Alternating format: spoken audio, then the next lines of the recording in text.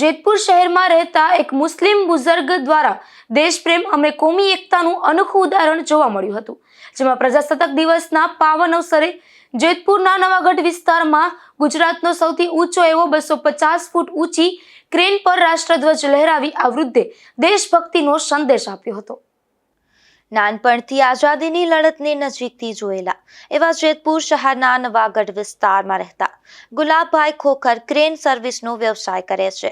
26 જાન્યુઆરીના પ્રજાસત્તાક દિવસ નિમિત્તે તેમણે પોતાની દેશભક્તિની અનોખી મિસાલ રજૂ કરી હતી, જેમાં ગુલાબભાઈ ખોખરે પોતાના ઘરના ઉપર વિશાળ રાષ્ટ્રધ્વજ લહેરાવ્યો હતો।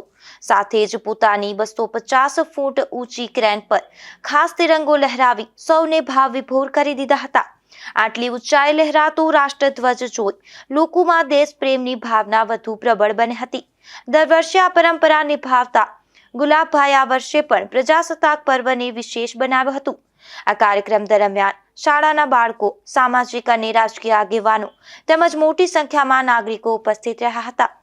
250 ફૂટ ઊંચી ક્રેન પર રાષ્ટ્રધ્વજ લહેરાવી રાષ્ટ્રગાન ગવાયું હતું। લોકોએ આટલી ઊંચાઈ લહેરાતા તિરંગાને જોઈ 85 વર્ષના આ વૃદ્ધને સલામ કરી હતી।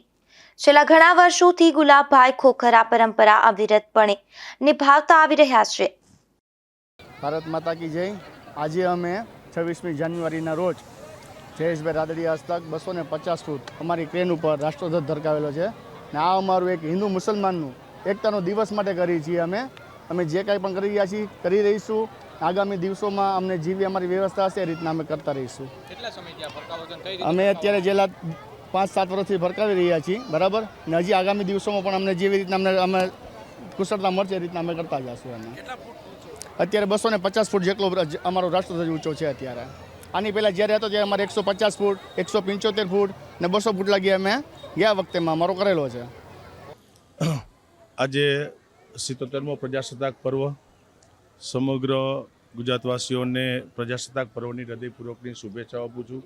આજે જેતપુરના નવાગઢ ખાતે તવકલ ગ્રુપ અને નગરપાલિકાના પૂર્વ ઉપપ્રમુખ ગુલાબભાઈ પરિવાર દ્વારા આજે 300 ફૂટની ઊંચાઈએ લગભગ મોટા રાષ્ટ્રધ્વજ આજે ફરકાવવામાં આવ્યો છે। હિન્દુ મુસ્લિમ સમાજ અને બધા સાથે રહી અને ભારત માતા માટે આપણો દેશ મહાન બને, મા ભારતી પરમ વૈભવના શિખર ઉપર બેસે એ માટેના જે હિન્દુ મુસ્લિમ સમાજ દ્વારા સાથે મળીને કાયમી માટે કાર્યો થયા છે। અને આજે મુસ્લિમ સમાજ દ્વારા આજે 300 ફૂટની ઊંચાઈએ રાષ્ટ્રધ્વજને ફરકાવી અને આજે એક અનેરું ઉદાહરણ આપ્યું છે। ફરીથી ગ્રુપનો હૃદયપૂર્વક આભાર વ્યક્ત કરું છું। અને આજે 77મો પ્રજાસત્તાક પર્વ અને સમગ્ર દેશની અંદર ભવ્ય રીતે ઉજવણી થઈ રહી છે।